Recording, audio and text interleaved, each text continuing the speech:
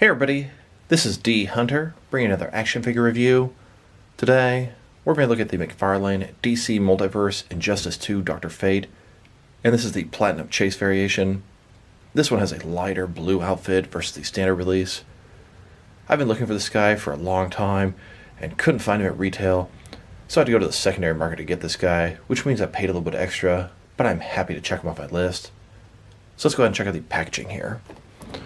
As you can see at the top, 22 moving parts, McFarlane Toys, got the Spawn logo there, ages 12 plus, DC Multiverse, Dr. Fate, McFarlane Platinum Edition, this is a limited chase variation.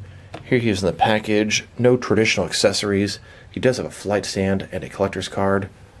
One side of the package, Dr. Fate from Injustice 2, other side, somebody says Dr. Fate. At the bottom, there's a bunch of credits, and there is a barcode in case that helps anybody. And at the back side here, you can see Dr. Fate posed up, and you can see a bunch of other recently released McFarlane DC Multiverse figures.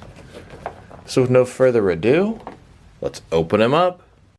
Alright, now that we got this figure out of the package, here he is with all of his accessories laid out. He doesn't come with any traditional accessories, but he does come with a transparent flight stand, as well as a collector's card. But before we take a look at the accessories, let's talk about and check out the actual figure. So this is Dr. Fate. His real name is Kent Nelson. This is the version from the Injustice 2 video game. This is the Platinum Chase variation. He's done a lighter blue on the majority of his costume versus the original. One of my biggest complaints is he's not very different from the original. Sure, it's a lighter blue, but it's just not that different. We will compare them both later in this video. He shares all the same flaws as the original, as well as all the cool stuff. A couple of flaws this guy has. The ball joints on her wrists, they look absolutely hideous. They really needed to make them smaller or sink them further into his forearms. Also a skirt area, if you completely spread the legs apart, you'll just rip that thing right off. Beyond that, his sculpt and detail is fantastic. He looks great. So let's take a look at him. So starting off with this helmet here, a little bit more smooth than the Wonder Woman version of Dr. Fate. Looks pretty nice. Got that spike across the top, kind of Romanesque. As we go further down, you can see he's got that ankh on his chest. Looks pretty nice. Ton of texturing and sculpting detail all over his outfit, especially the blue parts, and it's different on different parts of the body. Very well done. Got his wings on his belt, looks very nice, 3D sculpted on there. Like I said, all this different texturing, the paint job is fantastic. My guy does have a little bit of gold sticking out here, and that is annoying, but not that big of a deal. More onks on his shoulders, does look like double jointed elbows. Here are these awful wrist balls I was talking about, they just look hideous. They need to be sunken in further to the forearm or into the hand. They just need to be covered up somehow. Double jointed knees. Like I said, the texturing all over his suit, the different parts, the little skirt area here versus the pants. They both have texturing, it's completely different. Very well done. Cape in a very light yellow. It looks good. I like the fact that you can differentiate it from the gold parts of his outfit. The cape is noticeably different. Overall, pretty cool looking figure. And then, just a closer look at his head and helmet, and my guy has some poor paint job on his eyes. Considering he's a rare Platinum Chase variant, I wish he didn't have so many little sloppy paint errors. His helmet looks pretty good, it's very smooth, definitely has a Dr. Fate look to it. I think they did an excellent job on the sculpt on this guy. And also, a closer look at those awful wrist joints. Now let's check out his accessories, and like I said before, he doesn't have any traditional accessories for him. It would have been nice if he had sort of an energy effect. But let's go ahead and start off by looking at his stand. So here's his display stand.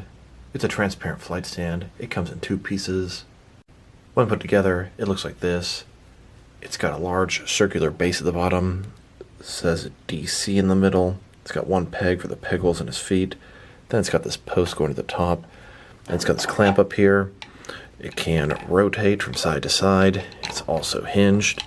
And then it can open up to hold your figure. Here's an example of the flight stand holding him in midair. Now let's look at his collector's card. As you can see, it's an image of the Dr. Fate figure with the Ankh behind him. Dr. Fate from Injustice 2. There is a description on the back. If you want to read that, go ahead and pause now. Here's the Platinum Chase Dr. Fate's collector's card on the left. Nicely standard versions on the right. They are 100% identical. It only shows the standard figure in this card. Would have been nice if they at least showed the Platinum variant, the lighter blue. McFarlane's gotten kind of lazy with their collector's cards.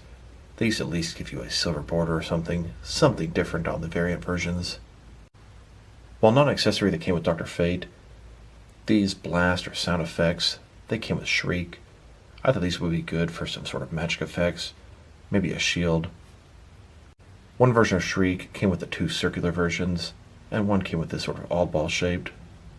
Here's Dr. Fate holding the oddball shape. This is going to be a magic effect, some kind of shield for him. Dr. Fate only has one gripping hand. I was able to wedge in his trigger finger into the hole here, but if I want to hold both the effects in the other one, I'm going to have to figure something out. And here he is, holding both the circular versions of the magic effects. I had to add some sticky tack to his fists to be able to allow him to hold this, but I will tell you, I think it looks damn good. Now I'd like to see if I can figure out an unmasked version of him. I'll go ahead and show you some of the things I tried with my previous Dr. Fate figure. So I've seen Kent Nelson depicted as both an older man and a man with blonde hair. I took these two figures out of my collection. This is a Diamond Select Toys Westworld Robert Ford and a NECA Homelander from The Boys. I'm going to head swap these guys and see if that works. Here's a Robert Ford figure holding the Last Night on Earth Wonder Woman Helmet of Fate. I think it looks pretty good. And you can shove the helmet onto his head. Here's Dr. Fate with the older head. Doesn't look quite right. I don't know if it's too small or just not sitting down the neck enough. Not happy with how this looks. And here he is with the Homelander head on. Size-wise, it fits pretty good, but it's just way too recognizable as Homelander to me. And NECA didn't even do that good a job on the face sculpt. Here's the Platinum Chase Dr. Fate on the left. Nicely standard version on the right. They're 100% the same sculpt. The one on the left is obviously done in a lighter blue and is a little bit closer to the comic version of Dr. Fate. Which one do you guys like better? Drop me a line in the comments below. I personally think I like the Platinum version better. I almost think maybe the darker version should have been the Chase variant. Now that we've taken a pretty good look at both the figure, his accessories, and some other accessories you can use to enhance this guy, now let's check out his height. From bottom to the top of his helmet, staying at about 7.4 inches tall, which can translate to a hair under 19 centimeters. Now let's check out his articulation. Starting with his head here, of course it can rotate from side to side. Can't look up and down about that far. Wish you could look up a little bit more. That'd help him in flight poses.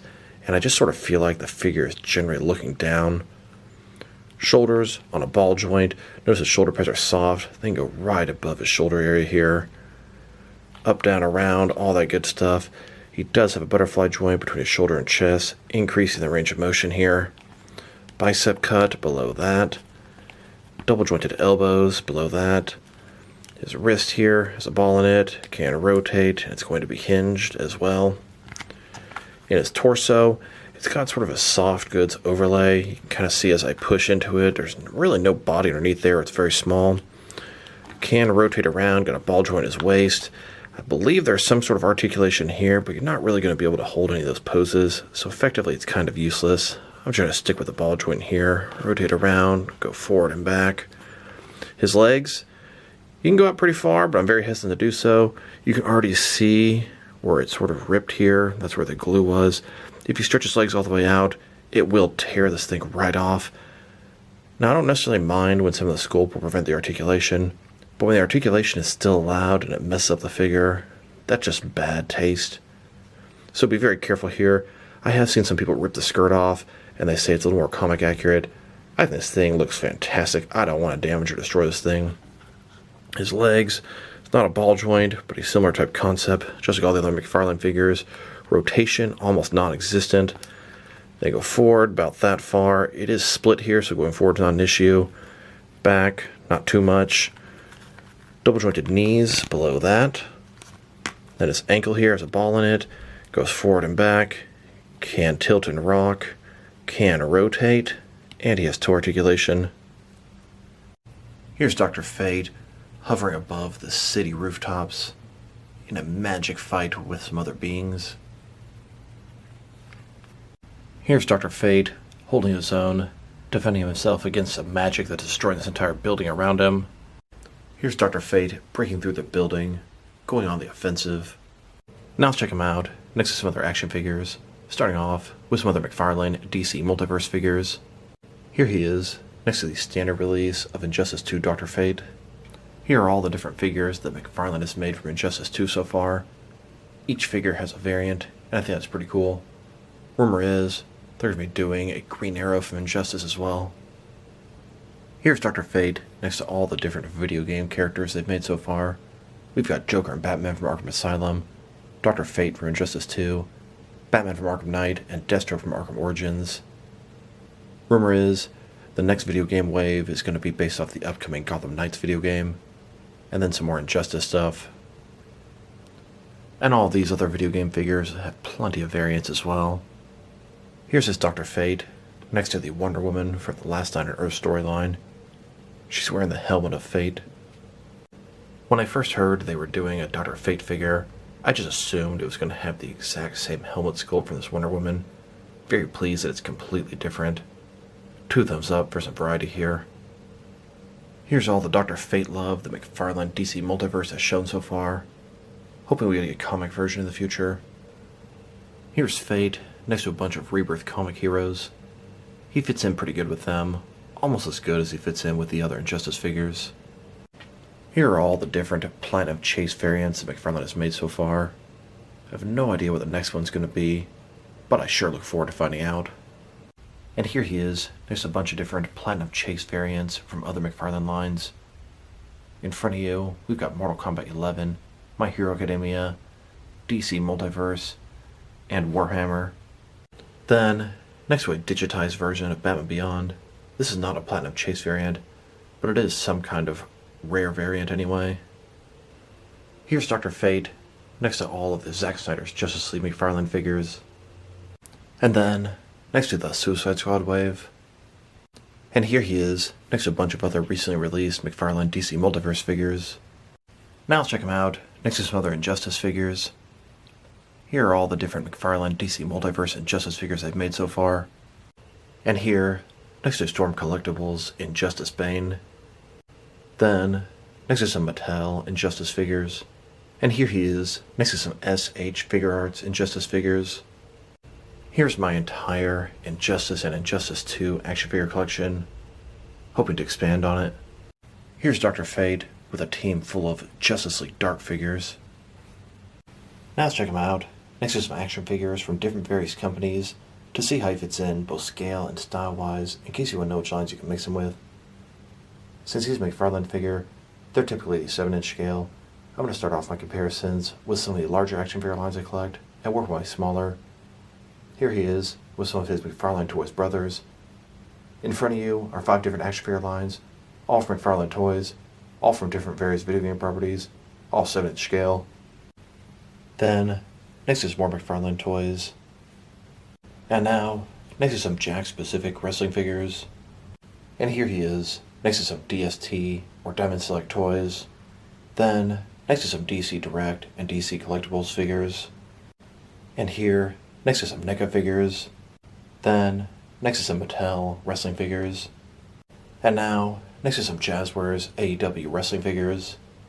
And here he is, next to some Mezco 112 cloth soft goods action figures. Then, next to some Mattel DC Universe Classics and Multiverse figures. And here, next to some Makevex figures. Then, next to some Hasbro Marvel Legends. And here he is, next to some SH Figure Arts action figures. And finally, next to some Jazzwares Fortnite figures. Overall, he's a pretty cool figure. He looks great. His accessories are pretty much non-existent. His articulation is everything you'd expect from a McFarlane DC Multiverse figure. I don't like how the legs go out and they kind of ruin his skirt thing. I also really don't like the balls in his wrist joints. I've seen some clever hand swaps out there. Sculpt and paint job are excellent. The sculpt, the texturing is great. My guy does have a couple of sloppy paint spots, which is annoying, but they're pretty minuscule. If I were to rate this guy, I'd probably give him an 8 out of 10. I'd say he's a hair better than the standard version. So this is D Hunter. Thank you guys for watching this video. If you liked the video, press like below. If you have anything you want to say about the video, add to the comment section. If you want to see additional action figure reviews from me, press subscribe. I do appreciate when you do that. Once again, this is D Hunter. Thank you guys for watching this video, and I will talk to you guys real soon.